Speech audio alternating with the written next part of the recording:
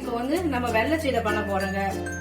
இப்போ வெள்ளச்சீடை பண்றதுக்கான பொருள்லாம் எடுத்து வச்சிருக்கிறேங்க. இது பச்சரிசிங்க, ஈர அரிசி, இது 1 கப்புங்க. இதையும் வறுக்கணும். அதனால இப்ப நான் பச்சையா வச்சுக்கிறேன் பாருங்க. வெள்ளம் வந்து அதுக்கான அளவு வந்து இதுல காய்ச்சி வச்சுக்கிறேங்க. இதுல வந்து ஒரு 1/2 கப்பு தாங்க. மாவு 1 கப்பு எடுத்துருக்கிறோம்னா அதுல வந்து ஒரு 1/2 கப்பு வெள்ளத்தை நல்லா காய்ச்சி வடிகட்டி எடுத்து வச்சிருக்கிறேங்க. இது வந்து நெய்ங்க. நம்ம வந்து எப்பவுமே வெள்ளச்செடிக்கு வந்து நெய் தாங்க போனாதான் நல்லா வாசனையா இருக்குங்க.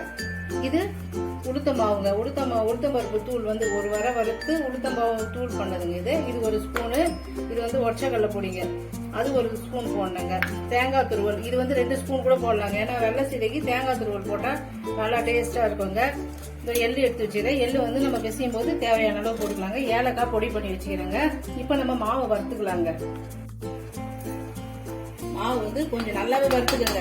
நம்ம வந்து உப்பு செடிக்கு வந்து அந்த அளவுக்கு கொஞ்சம் கம்மியா வறுத்தா கூட போதுங்க. ஆனா வெள்ளை செடிக்கு வந்து கொஞ்சம் இன்னுமே நல்லா செவர வறுக்கணுங்க. அப்பதான் வந்து நல்லா அது விரியாம இருக்குங்க. இல்லைன்னாக்கா அண்ணாவும் சீடை வந்து அப்படியே வந்து உடஞ்சிடுங்க. அதனால கொஞ்சம் செவுக்கு பொன்னிறமா நல்லா வறுத்துக்கலாங்க. மாவு நல்லா வறுத்துச்சு பாருங்க. இது வந்து உப்பு செடி விட இது கொஞ்சம் செவந்த கலர்ல இருக்குது பாருங்க மாவு. இதையும் வந்து நல்லா கட்டி இல்லாம நல்லா சலிச்சுக்கணுங்க. நல்லா கட்டி இல்லாம நைஸா வர அளவுக்கு நல்லா சலிச்சு எடுத்துக்கணும். முக்கியமா வந்து இந்த மாவுல எப்படின்னா கட்டி இல்லாம இருந்தாலே சீடை வடிக்கவே வடிக்காதுங்க. அதுதான் சொல்றது, நீங்க நல்லா சலிச்சுக்கோங்க. மாவு நல்லா ஜலிச்சுட்டுங்க. நல்லா கட்டி எதுவும் இல்லை பாருங்க.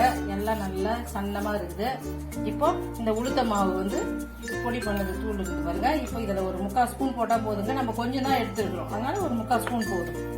இது வந்து ஒற்றைக்கடலை தூளுங்க. இது ஒரு 3/4 ஸ்பூன் போட்டீங்கன்னா போதுங்க. தேங்காய் துருவல் வந்து நல்லா 2 ஸ்பூன் போடுங்க. ஏன்னா இது ஸ்வீட் போடுறதால நமக்கு நல்லா இருக்குங்க. இது வந்து 2 ஸ்பூன் போட்டுக்கோங்க. எள்ளு கொஞ்சம் போட்டுக்கோங்க.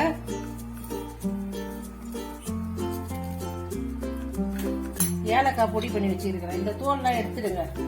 தோல் எடுத்துட்டு இது மட்டும் போட்டுக்கோங்க. 2 ஏலக்காய் தூள் பண்ணி வச்சிருக்கிறேன். இது வந்து நெய்ங்க. நெய்ல வந்து ஒரு 1/2 ஸ்பூன் விட்டா போதுங்க. ஒரு 1/2 ஸ்பூன் நெய் இருந்தா போதுங்க.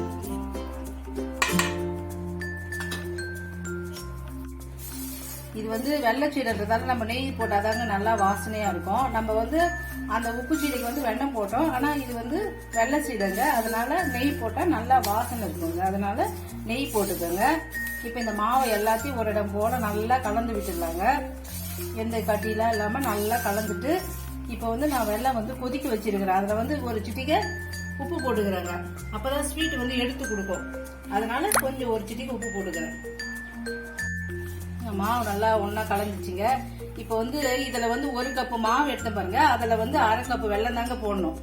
இப்ப நம்ம 1 கப்பு மாவுக்கு 1/2 கப்பு அளவு தாங்க வெல்லம் எடுக்கணும். நிறைய வெல்லம் போட்டீங்கன்னா அப்படியே உடஞ்சு போயிடுங்க. நம்ம எண்ணெயில போட்டோம்னாக்கா பிரிஞ்சு வந்துடும். அதனால நீங்க 1/2 கப்பு வெல்லம் தான் போடணும். இதுக்கு தண்ணி வந்து கம்மியா ஊத்தி நான் கொதிக்க வச்சு நல்லா சுத்தமா எல்லா மண்ணெல்லாம் எடுத்துட்டு சுத்தமா அந்த சத்தெல்லாம் எல்லாமே எடுத்து வச்சுக்கிறேங்க.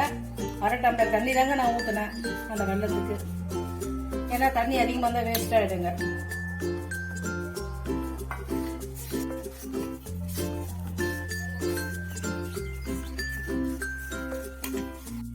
மாவு பிசைஞ்சிட்டேங்க. நல்லா கரெக்டா வந்துச்சு பாருங்க. இது இந்த பதத்துக்கு நீங்க பிசைஞ்சு எடுத்துக்கோங்க. இப்ப நம்ம அப்படியே உருண்டை பண்ணிக்க வேண்டியதாங்க. அப்படியே நம்ம சீடை உருட்டிக்கலாம். இப்போ உங்களுக்கு வந்து இது ஈஸியா தாங்க இருக்கும், ஒட்டாது. நீங்க இதை எப்படியே இந்த சைஸ்க்கு அப்படியே நீங்க உருண்டை பண்ணிக்கோங்க.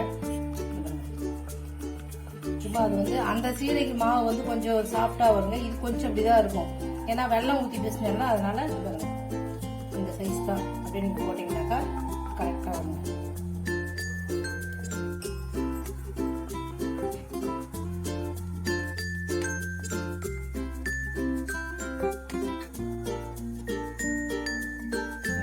எல்லாத்தையும் உருட்டி எடுத்தாச்சுங்க.